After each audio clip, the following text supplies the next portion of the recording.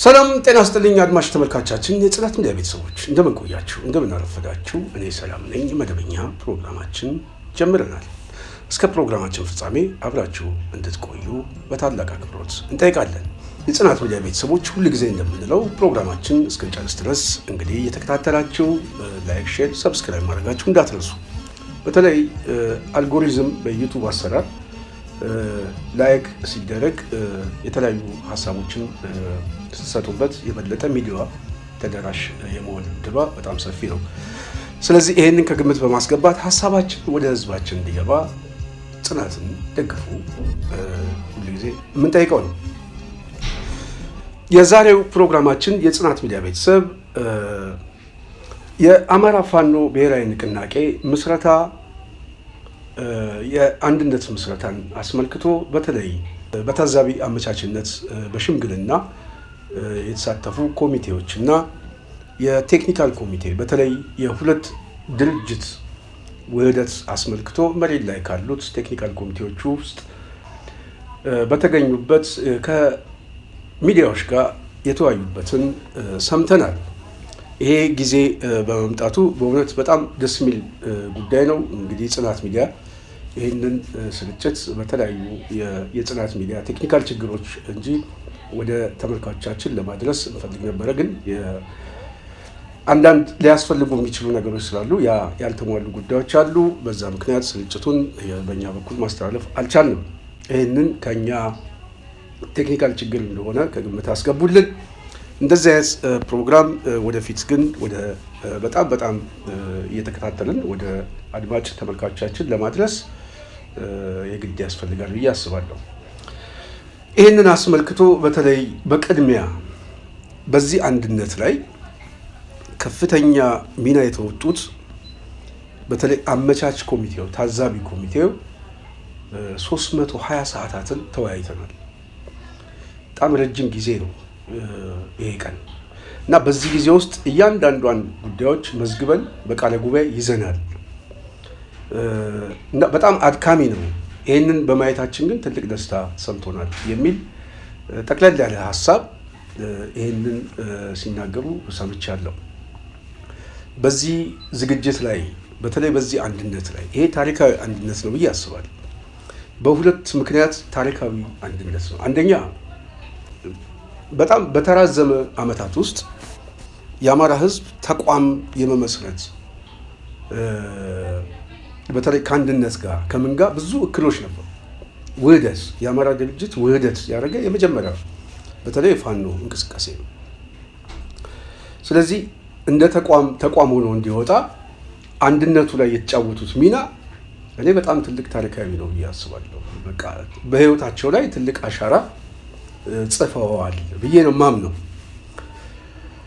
ይሄ አሻራ ግን ሊቀጥል የሚችለው የነሱ ድካም ብቻ ሳይሆን የደጋፊው የአጠቃላይ የአባላቱ የድርጅቱ አመራር እንደዚሁ መላው ህዝብ የሁሉም ትብብርና ተሳትፎ አተያይ በጣም ያስፈልጋል ብዬ አስባለሁ ስለዚህ ይሄንም ያረጉ የአመቻች ኮሚቴ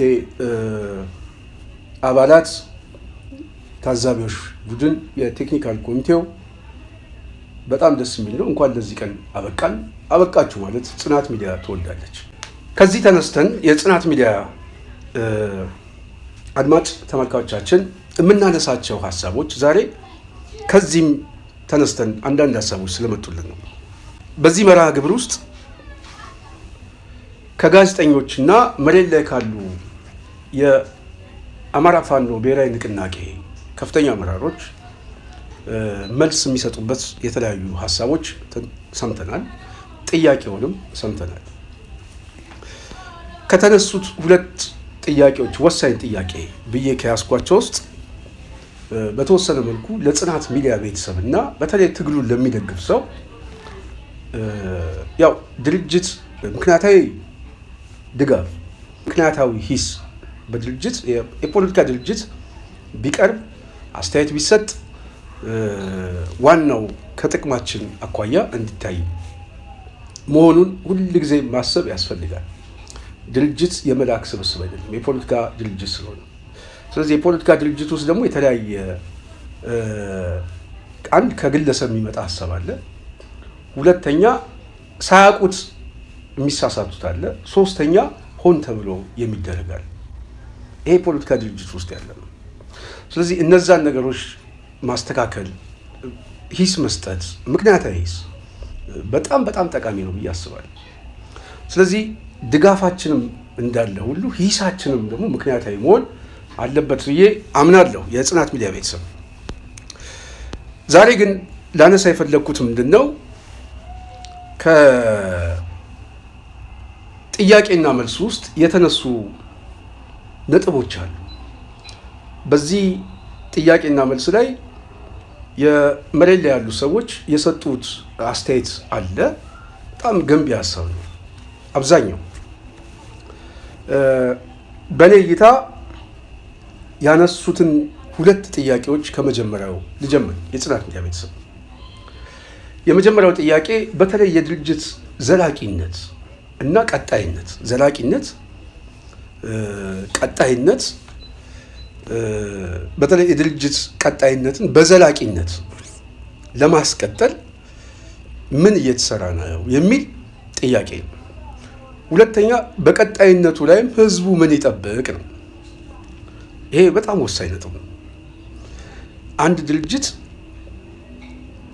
በዘላቂነት ሊቀጥል የሚችለው ምን ሲሰራ ነው የሚለው አንድ ጥያቄ ነው። ስራዎች የግድ ያስፈልጋሉ። ሁለተኛ በቀጣይነቱም ላይ ህዝቡስ ምን ይጠብቅ የሚለው ማለት በቅንነት የተጠየቀ ጥያቄ እስከሆነ ድረስ ለጥያቄው መልስ መስጠት ጥሩ ነው ብዬ አስባለሁ። በዚህም ጌታ አስራደ የፖለቲካ ዘርፍ መምሪያ የዘርፉ ኃላፊ ቆንጆ ነጥብ አንስቷል። እኔ ጌታ አስራደ በጣም የበሰለ የተረጋጋ የሚናገራቸው ነጥቦች ከተቋም ጋር እያያያዘ ለጥያቄው የሚሄድበት የሰጠው መልስ ምናምን በጣም እኔ ወድጄዋለሁ። ይሄ ብቃት እና የቆየ ልምድ እንዳለው በደንብ የሚያሳይ ነው። ጌታ አስራደ በዚህ ጥያቄ ላይ የመለሰው መልስ በዋናነት ትግሉ ሊመለስ በዚህ ድርጅት ቀጣይነት ላይ ሊወስን የሚችለው አንደኛ ዓላማው ነው፣ ሁለተኛ አመራሩ ነው፣ አባላቱ ነው፣ ደጋፊው ነው፣ እንደዚሁም የኢትዮጵያ ሕዝብ ነው የሚል መልስ ሰጥቶበታል። በዝርዝርና በጥልቀት በተወሰነ መልኩ ባይሄድበትም ግን ከጥያቄው እንድምታ ስንነሳ የሰጠው መልስ ትክክለኛና ተገቢነት ያለው መልስ ነው። እነዚህ ሰዎች መሬት ላይ የህይወት መስዋዕትነት ለመክፈል የተሰባሰቡ ታጋዮች እንደመሆናቸው የሚወስኑት የፖለቲካ አቅጣጫ ስለሆነ በፖለቲካ አቅጣጫቸው ላይ የእያንዳንዱ አማራ ህልውና እጣ ፈንታ ላይ ይበየናል። የአብይ አገዛዝ የብልጽግና አገዛዝ ፖሊሲና ህግ አውጥቶ ተፈጻሚ የሚያደርገው ህዝቡ ላይ እንደሆነ የአንድ ድርጅት የፖሊሲ እና የስራ አቅጣጫዎቹ ተፈጻሚ የሚያደርገው በደጋፊው በአባላቱና በህዝብ ላይ ነው። ስለዚህ ይሄ የሚመለከተው አካል ሁሉ ምን ያስፈልገዋል ማለት ነው? ግዴታ አለበት፣ እንደዚሁም መብት አለው። እኔ አሁን ይሄንን ሀሳብ የምሰጠው በምኔ ነው? በመብቴ ነው። ይሄንን ብዙ ሰው የድርጅት መርሆችን መገንዘብ ያስፈልጋል ብዬ አስባለሁ። ምንድን ነው ነፃ መብቴ? ምንድን ነው ነፃ መብቴ? የአማራ ብሔራዊ ንቅናቄ የአማራ ፋኖ ብሔራዊ ንቅናቄ የሚተገብራቸው የፖሊሲ የደንብ የፕሮግራም አቅጣጫዎች ሁሉ በእኔ ህይወት ላይ የሚበይን ስለሆነ የድርጅቱ ደጋፊ የድርጅቱም ምክንያታዊ ሀሳብ ሰጪ ድርጅት ነው። ስለዚህ ምን አለኝ? መብት አለኝ። ግዴታዬ ምንድን ነው? የድርጅቱን ያስቀመጣቸውን ፕሮግራሞችን ለማስፈጸም ህጎች አሉት። እነዛን መጠበቅ ግዴታዬ ነው። ስለዚህ በዚህ ደረጃ ካየነው የአንድ ድርጅት ዘላቂነት የሚበየነው ጌታ አስራደ እንዳስቀመጠው ዋነኛው ዓላማው የተሰባሰበበት ዓላማው ሊያሳካው የሚችል መዳረሻ ግቦቹ ናቸው። ሁለተኛ የድርጅት ቀጣይነት ህግ ነው፣ ደንብ ነው። ከደንብ ውስጥ መሰረታዊ የሆኑ ነገሮችን እናገኛለን። መሰረታዊ የሆኑ ሁለት አሰራሮች፣ አንደኛው እያንዳንዷ ስራ በህግና ስርዓት እንደዚሁም በስልጣን ተዋረድ በህግና ስርዓት በስልጣን ተዋረድ ሲፈጸም ድርጅት በዋናነት የሚፈጠረው ሐሳብ ለማስፈጸም ሰዎች ተሰባስበው የሐሳቡ ጥልቀትና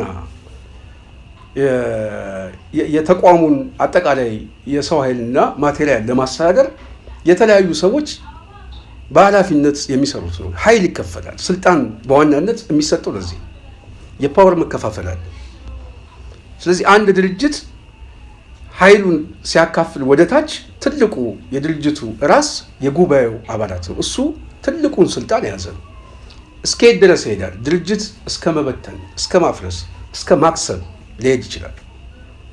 ሁለተኛው ይሄ ትልቁ ጠቅላላ ጉባኤ ወይም ደግሞ ዋነኛ የስልጣን ባለቤት የሚባለው ድርጅቱ በሚመራበት መርሆችና ደንቦች ላይ ይወስናል፣ ይበይናል። ይሄ ስልጣን አለው። የድርጅቶችን አመራር ግን የሚሰይመው በዋናነት ማዕከላዊ ኮሚቴ ነው። እሱ በሌለበት ሊያስፈጽምለት የሚችል ማዕከላዊ ኮሚቴ።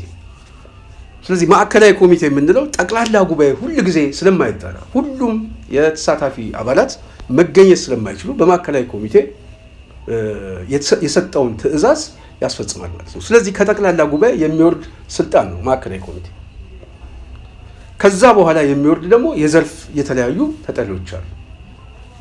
እነዛ ተጠሪዎች በሙሉ ለማዕከላዊ ኮሚቴ ተጠሪዎች ስለሆኑ ሪፖርታቸውን በማቅረብ የስራ አፈጻጸማቸውን በመገምገም ስልጣንና ተግባራቸውን ይከታተላል፣ ይቆጣጠራል። በተመሳሳይ እያንዳንዱ የዘርፍ ተጠሪ የየራሱ የሆነ ምን አለው? ዲፓርትመንት አለው። የራሱ የሆነ ስልጣንና ተዋረድ አለው፣ ግዴታ አለው፣ መብት አለው፣ ተጠሪነት አለው። ስለዚህ ከዛ ተጠሪነት ውጪ የሚሰራው ስራ የለም። የሚሰራው ስራ ካለ ከተቋም ከድርጅት አሰራር ውጪ ይሆናል ማለት ነው። የመሪዎች ጉዳይ ይመጣል፣ የድርጅት አሰራር ይዛነፋል። ስለዚህ አንዱ የድርጅት ቀጣይነት በዋናነት ሊበይን የሚችለው ጥራት ካለው ዓላማውን ከሚያስፈጽምበት መሪዎቹ እና ደንብ የሚቀዳል። ስለዚህ መሪዎቹን ሲጠብቅ ዓላማውን የጠበቀ ድርጅት ሲሆን ዓላማው ራሱ ደግሞ መሪዎችን፣ አሰራሮችን እንዲከተል የሚያስገድደው ደንቦች አሉት። እነዛ ደንቦችን አመራሩ ከታች እስከ ላይ አሁን የአማራ ፋኖ ብሔራዊ ንቅናቄ ከላይ ወደ ታች ነው ሲጀምር። የፋኖ እንቅስቃሴ ከታች ወደ ላይ ነው። በጣም ብዙ ነበሩ። የተለያየ የፋኖ እንቅስቃሴ እየተሰባሰበ እኛ እንኳን ከመጣም በኋላ ምናልባት በቅርብ መከታተል ስንጀምር 2 ሆኖ ያገኘ ነው። ስለዚህ ብዙ ነበር። አሁን እነዛ ብዙዎቹ 2 ሆኑ፣ 2ቱ ተሰበሰቡ፣ 1 ሆኑ። ስለዚህ አሁን አመራሩ ኬስ መጣ ከአናቱ ከአንገት በላይ። ስለዚህ ከላይ ወታች መዋቅራዊ ሰንሰለቱ የሚጠበቅበት ስትራክቸር ነው የተፈጠረው። በዚህ ስትራክቸር ውስጥ ቅድም እንዳልኳችሁ ቀጣይነት ሊኖረው የሚችል የዓላማ ጥራት፣ ቀጣይነት ሊኖረው የሚችል መርሆች፣ ቀጣይነት ሊኖረው የሚችል ደንብ፣ ህግ። ይሄ በእያንዳንዱ የስልጣን ተዋረድ ላይ ተፈጻሚ ሲሆን የድርጅት ቀጣይነት ይበየናል። በጣም ወሳኝ ነው።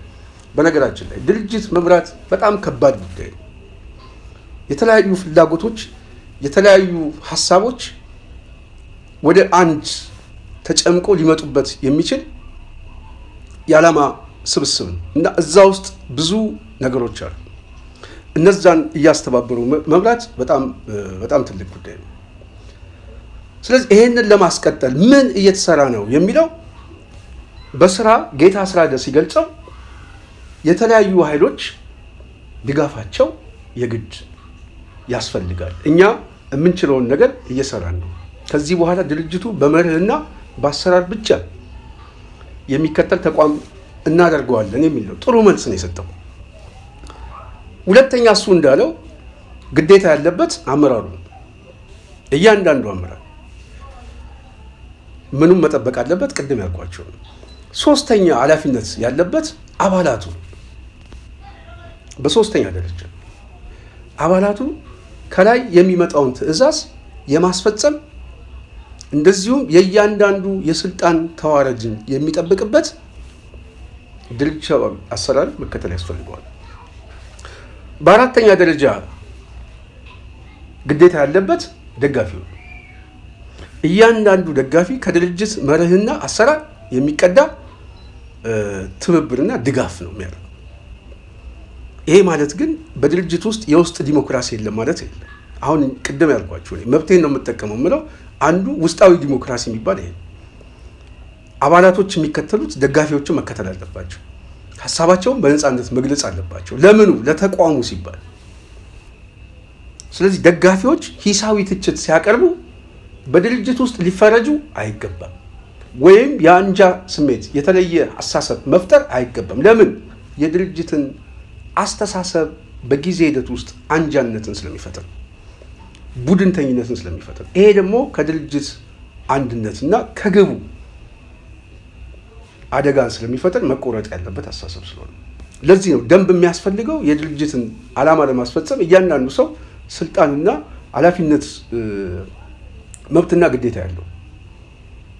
በአራተኛ ደረጃ ያስቀመጥነው ደጋፊው የድርጅቱ ዋነኛ ግዴታ አለበት ማለት ነው። በአምስተኛ ደረጃ ህዝቡ ነው። ሌላው ህዝብ ከድርጅቱ ውጪ ያለ ሌላው ህዝብ በደንብ ግዴታ ባይኖርበትም በህግ የሚቀመጥ ግዴታ የለበትም። ከዓላማ የሚቀዳ ድጋፍ ግን መስጠት ይችላል፣ መቃወም ይችላል፣ መደገፍም ይችላል። ስለዚህ ድርጅት የሚመራው አንዱ ከተነሳበት ዓላማ ዋነኛ የሚነሳበት ዓላማ የፖለቲካ መሰረቱ ማህበረሰቡ ስለሆነ የአማራ ፋኖ ብሔራዊ ንቅናቄ ዓላማው ወይም የዓላማው የበላይ ጠባቂ ማን ነው? የስልጣኑ ባለቤት የማህበረሰቡ ነው። ፖለቲካሊ ማህበረሰቡ ማለት ነው። ይሄ ፖለቲካዊ ማህበረሰቡ የአማራ ህዝብ ነው፣ በስሙ ስለሆነ የተሰባሰቡ። ስለዚህ የአማራ ህዝብ የስልጣኑ ባለቤት ነው። የድርጅት አስፈላጊነት የራሱ ጥያቄ መልስ እንዲያገኝለት እስከሆነ ድረስ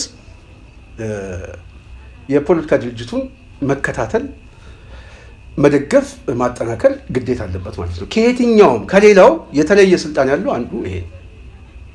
ለምሳሌ የአማራ ፋኖ ብሔራዊ ንቅናቄ ድርጅት የአማራ ህዝብ ሳይደግፈው በጋምቤላ አካባቢ ያለው ማህበረሰብ የመደገፍ ግዴታ የለበትም።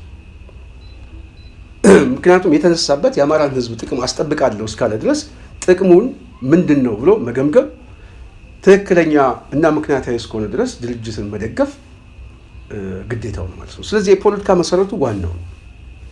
ሁለተኛው ግን ሌላው ህዝብ ነው። ሌላው ህዝብ ደግሞ የሚያገናኘው ከድርጅቱ ጋር ከዓላማው የሚቀዳ አንድነት ስለሆነ ዓላማውን ነው የሚሄዱ። መዳረሻቸው ምንድን ነው?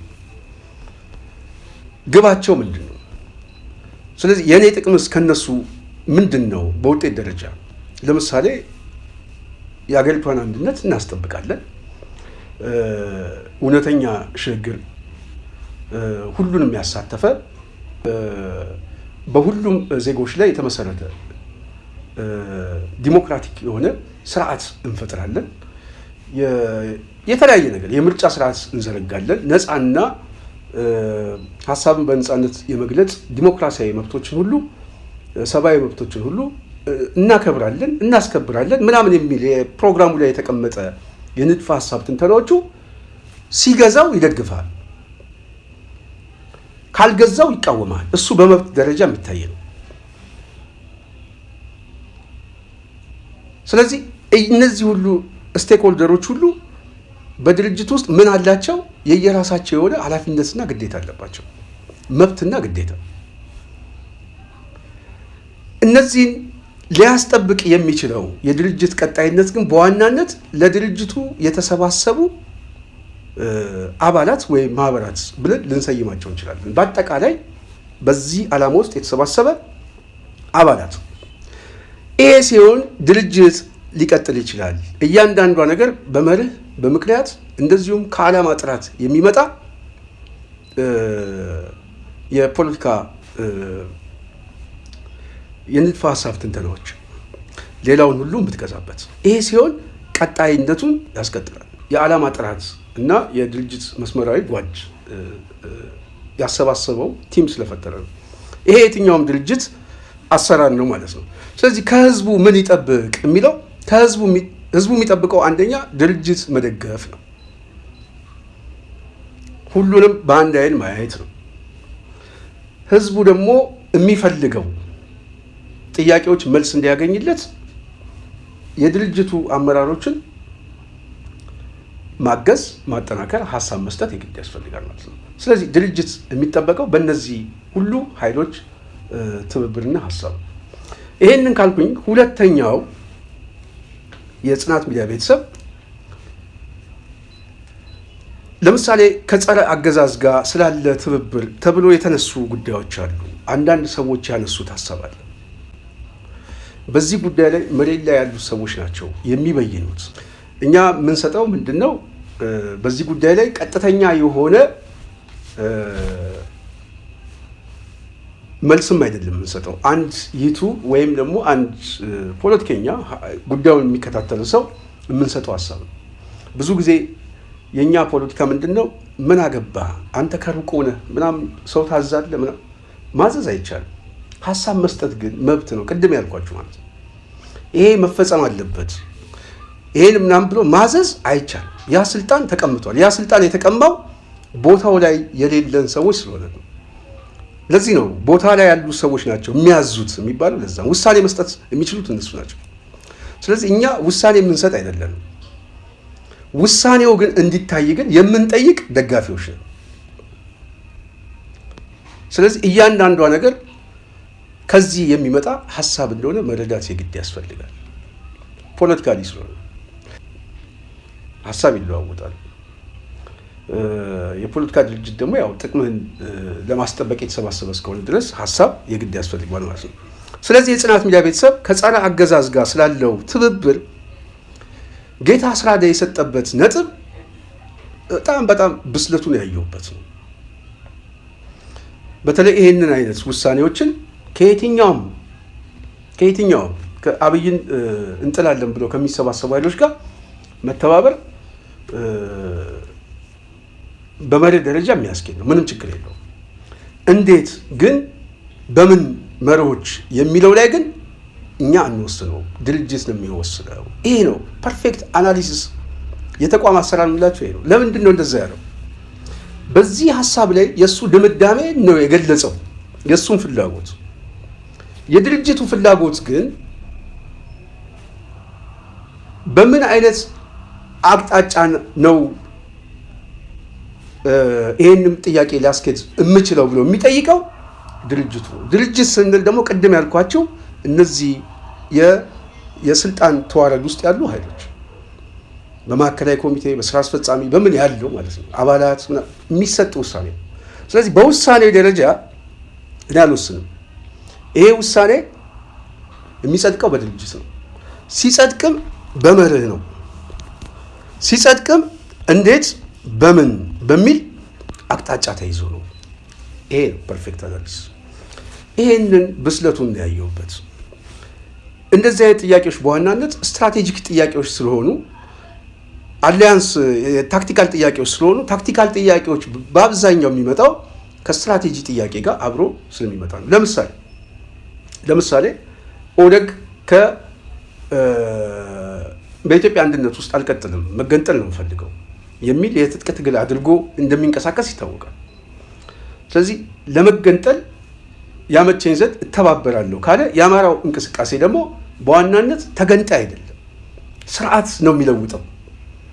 ስርዓት መንቀል ነው እንጂ ከተነቀለው ስርዓት በኋላ መከፋፈል አይደለም። ኢትዮጵያን አፍርሶ አማራ ሊከፋፈል የሚፈልገው ርስት የለውም። በኢትዮጵያ አንድነት ውስጥ ሊያስቀጥለው የሚችለው ግን ጥቅሞች አሉት። ስለዚህ አንድነቱ ማስጠበቁ ምንድነው? ስትራቴጂ ጥቅሞቹ ናቸው። ከምን? ከአማራ ህዝብ ዓላማዎቹ። ስለዚህ ስትራቴጂ ጥቅሞቹ እነዚህ ከሆኑ አሊያንስ የሚያደርግ ድርጅት ሲፈጠር ስትራቴጂ ጥቅሙ የአማራ ህዝብ ይሄ ከሆነ አይ እኔ መነጠል ነው የምፈልገው፣ በአንድነት ውስጥ አልቀጥልም፣ ከፌዴሬሽኑ መውጣት ፈልጋለሁ ሲል አንድ በአፈጻጸም ደረጃ ነገ ጠዋት ሊያጋጭ ስለሚችል፣ ሁለተኛ ከጥቅም አኳያ ከህዝብ ጥቅም አኳያ አደጋ ውስጥ ሊከት የሚችል ፖለቲካዊና ወታደራዊ ክራይሲስም ስለሚፈጥር ይሄ ደግሞ ምናልባት ቀውሱን ሊያስረዝመው ይችላል። ስለዚህ ምንድነው ይሄ ጥያቄ? ስትራቴጂ ጥያቄ ነው። እንዴት ነው የሚበየነው? ነገ ጠዋት በሚመጣው ስርዓት ላይ ነው የሚበየነው። ስለዚህ በሚመጣው ስርዓት ላይ ይሄ ጥያቄ ሲበየን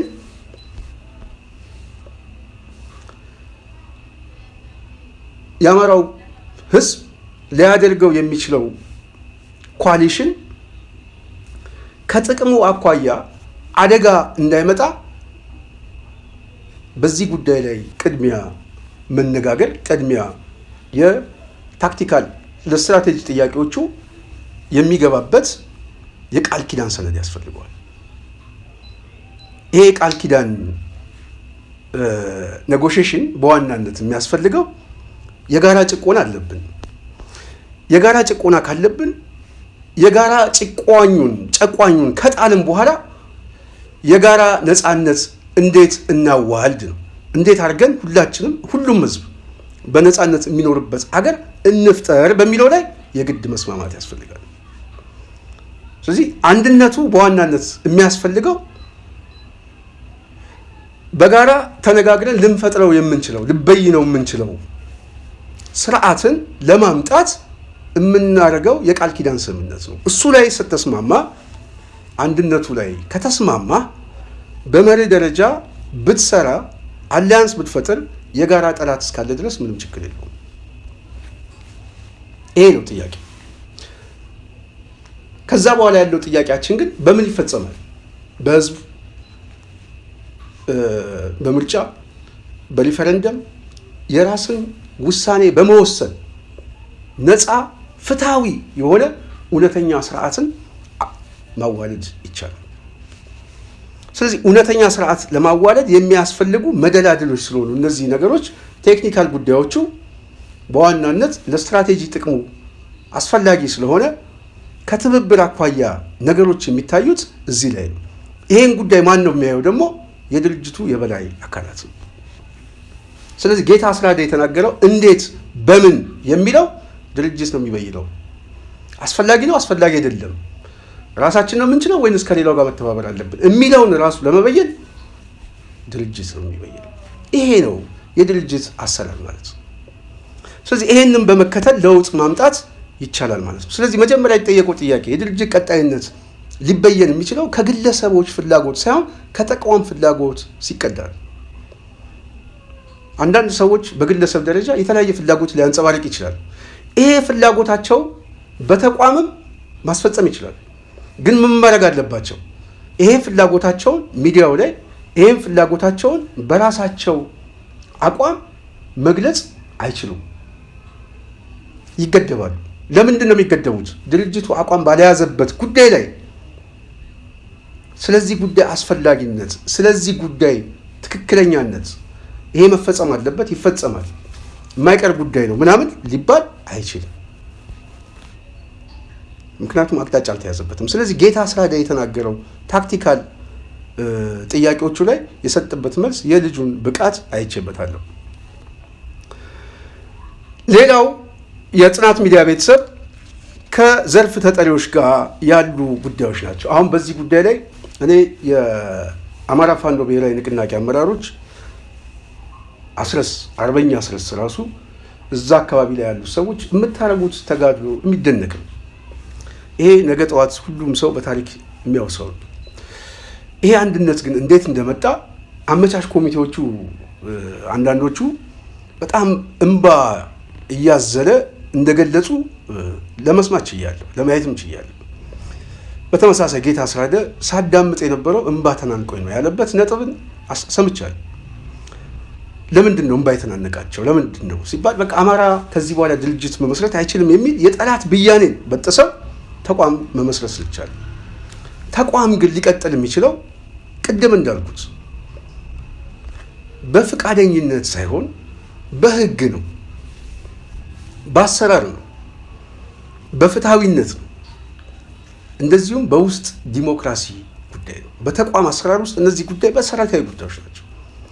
የዘርፍ ተጠሪ ከዚህ በፊት ሚዲያ ላይ አስረስ አንድ ጉዳይ ወጥቷል። ለምሳሌ ከሚዲያ አኳያ ከአጠቃቀም አኳያ ጽናት ሚዲያ መጀመሪያ አካባቢ አንዳንድ ሀሳቦችን አንስተናል። እዛ ሀሳብ ላይ ያነሳነው ከልምድ ስላየነው ነው።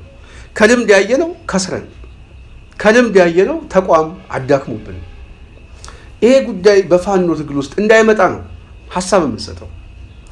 ይሄ ጉዳይ በጣም ወሳኝ ጉዳይ ላይ በተለይ በተቋም ውስጥ ሁለት በጣም አደገኛ ጉዳዮች ናቸው። አንጃ ቡድንተኝነት ሊፈጥር የሚችል አንድ የህዝብ ግንኙነት ጉዳይ፣ የሚዲያ አጠቃቀም፣ ሁለት የውጭ ጉዳይ።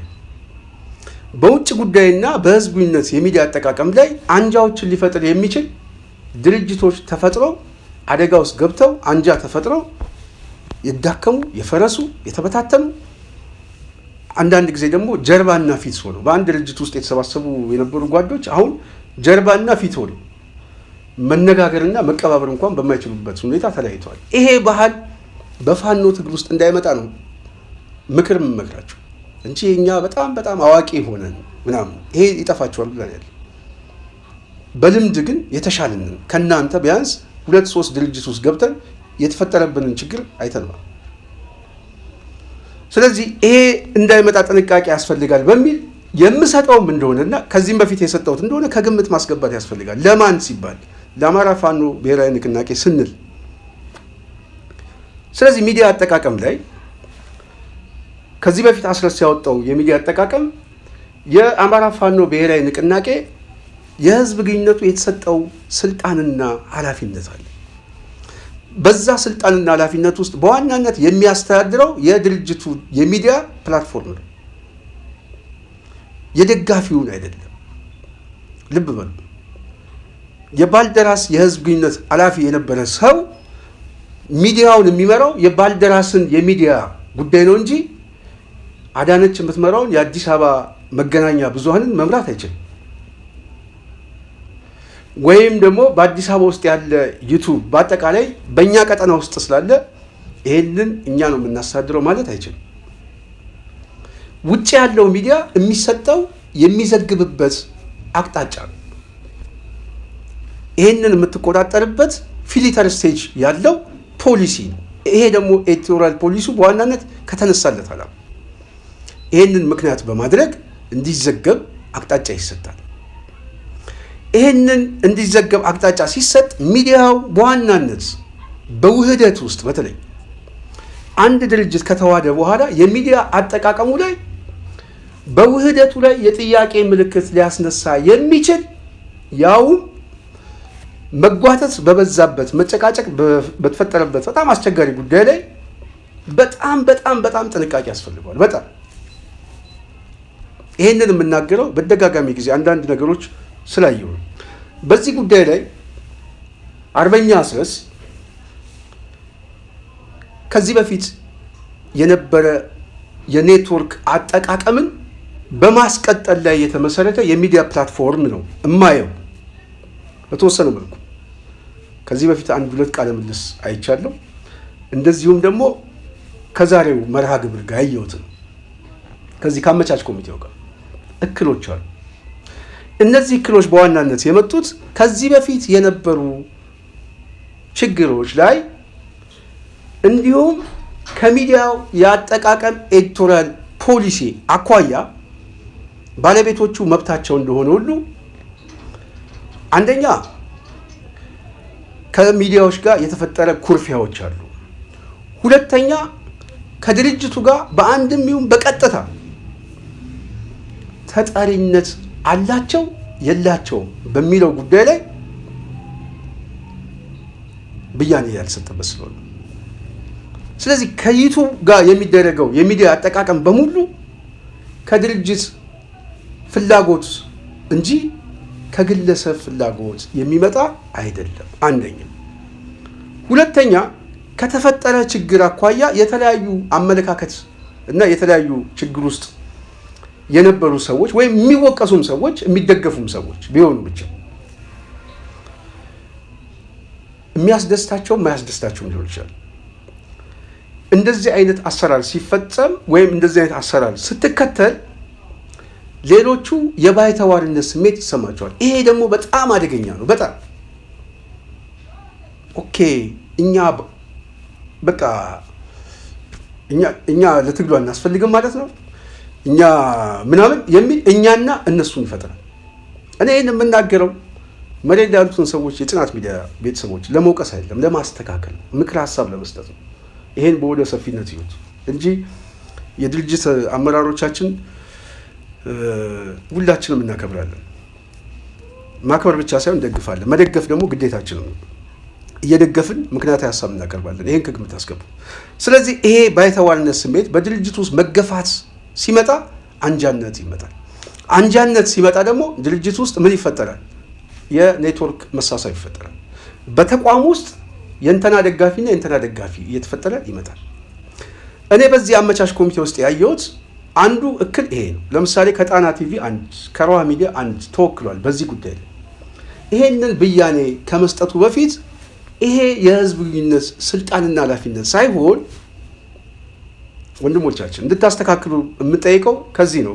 ስለምንደግፍ ነው ትግሉ ከድርጅት ስራ አስፈጻሚ አቅጣጫ የሚመጣ ነው። በህዝብ ግንኙነት ውስጥ የሚመራ ደንቡንም ስለማቀው ስለማነበው ነው ብላችሁ በህዝብ ግንኙነት ውስጥ የሚመራው ዋናው የብሔራዊ ንቅናቄውን አጠቃላይ የህዝብ ግንኙነት ስራ እንዲመራ እንዲያስተባብር የተሰጠ ስልጣን ነው። የብሔራዊ ንቅናቄው ዋነኛ አጀንዳ ወደ ሚዲያ ሲመጣ ብሔራዊ ንቅናቄው ከትግሉ መስመር አኳያ አንድ፣ ሁለተኛ ነገር ከአንድነቱ አኳያ አንድነቱ ላይ የነበሩ ችግሮች ስላሉ እነዛን ደግሞ መልሶ ሌላ ችግርና መጓተት በማያመጣ ሁኔታ ተገምግሞ፣ በሶስተኛ ደረጃ ፖለቲካሊ ተገምግሞ ፖለቲካሊ ይገመገማል። ከምንድን ነው የሚገመገመው? ከአማራ ፋኖ ብሔራዊ ንቅናቄ መስመራዊ የሚዲያ አንድነት ነው የምትፈጥሩት። ከስሙ ይጀምራል። ከስሙ የአማራ ፋኖ የሚለው የአማራ ሚዲያ የሚል ብያኔ ራሱ ያስፈልገዋል። ሚዲያ ሲመረጥ ራሱ ማለት ነው። እሱ ብቻ ሳይሆን ፖለቲካሊ አቅጣጫው ራሱ ኤዲቶሪያል ፖሊሲው የሚዲያውን የዕለት ተዕለት ዝግጅትና አቀራረብ ላይ የተመሰረተ ሚዲያ የቱ ነው? በውጭ ያለው ሚዲያ የቱ ነው? ይሄ ሚዲያ ገለልተኝነቱ አንድነቱ ላይ እክል እንዳይመጣ ከሌሎች ጋር ያለው ኮሚኒኬሽን ምንድን ነው ምናምን ብሎ ተወስኖ ይሄንን የተወሰነው ውሳኔ ህዝብ ግንኙነቱ እንዲያስፈጽም አቅጣጫ ሲሰጡ፣ ስለዚህ በአፈጻጸም ደረጃ የሚበይነው ስራ አስፈጻሚ ነው። አቅጣጫ የሚሰጠው ስራ አስፈጻሚ ነው። አፈጻጸሙን ነው የዘርፍ ኃላፊው የሚያስፈጽመው። ይሄንን ማድረግ አለባችሁ እኔ ለወደፊትም ብዬ አስባለሁ እንጂ በግል ችግር ምናምን አይደለም። ይሄንን ከግምት አስገቡ። እኔ ድርጅት የሚሰራውን ስራ ብቻ ነው የምከተለው እንጂ ማንም ይምጣ አከብራለሁ። ሁለተኛ ቅድም ለመግለጽ የፈለግኩት በተለይ የሚዲያ በጣም ወሳኝነት ጉዳይ የፓርቲው የድርጅቱን አንድነት ወይም የድርጅቱ ስራ አስፈጻሚ ብያኔና ውሳኔ አቅጣጫ ባልሰጠው ጉዳይ ላይ ታክቲካል በሆኑ ጉዳዮች ላይ ራሱ ብያኔ ያለመስጠት አንዳንድ ጊዜ ይታለፋል። ይሄ ጉዳይ በውይይት እያየነው ነው። ስለዚህ ይሄ ጉዳይ ከዚህ በፊት ብዙ ጊዜ የሚላቸው ነገሮች አሉ። እንደዚህ አይነት ነገሮች ያስፈልጋሉ። አቅጣጫ ባልተያዘበት ጉዳይ ላይ ጣልቃ መግባትም ስለማያስፈልግ ይሄ በራሱ ሌላ እንትን እንዳያመጣ ጥንቃቄ ስለማያስፈልገው ማለት ነው። ስለዚህ ይሄ በዋናነት እኔ በተወሰነ መልኩ አንዳንድ ያየሁት ጉዳይ ላይ ነው። ስለዚህ የውጭ ጉዳይ በተመሳሳይ የህዝብ ግንኙነትም በተለይ አማራ ፋኖ ብሔራዊ ንቅናቄ እንደ ውህድ ድርጅት እያንዳንዷን ነገር በጥንቃቄ ማየት አለበት። ፖለቲካዊ ኮስት እንዳይከፍል፣ እንደዚሁም ደግሞ ቡድንተኝነት እንዳይፈጠር ሚዲያዎች የሚጠቀሙበት የሚዲያ አጠቃቀም ላይ በጣም በጣም ጥንቃቄ ያስፈልገዋል። ስለዚህ የአርበኛ አስረስ እዚህ ጉዳይ ላይ አንተ የበለጠ ያው ስለምትሰራው እነዚህን ከግምት ማስገባት ያስፈልጋል ማለት ነው። የአማራ እንቅስቃሴ የውህደቱ በተለይ የድርጅቱ ውህደት መገለጫው ውህድ አስተሳሰብ ነው እንጂ ጥያቄ ምልክት ውስጥ የሚያስገባ ነገሮችን በፍጹም ማድረግ ያስፈልጋል። ትላንት ያደረ ኔትወርክ ሊኖር ይችላል።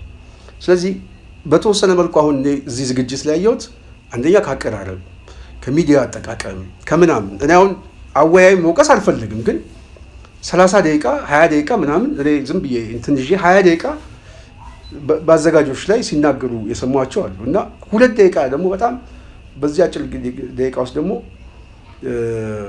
ጋዜጠኞች ጥያቄ ካላችሁ መልሱ ምናምን የሚለው አጣዳፊ ጉዳይ ፍትሃዊም አይደለም፣ ፌርም አይደለም። ስለዚህ ከዝግጅቱ ከምናምን አኳያ በተወሰነ መልኩ የተወሰነ ክፍተቶችን አይቻለሁ። እነዚህ በተወሰነ መልኩ መታረም መስተካከል ለወደፊቱ ቢችሉ ሌላው ከመከፋት ሆደ ሰፊ ሆኖ ነገሮችን ማየት የበለጠ ጠቃሚ ነው ብዬ አስባለሁ። ለድርጅት ስለሚጠቅም በዋናነት ይህን የማቀርበው ለስራ አስፈጻሚ ነው።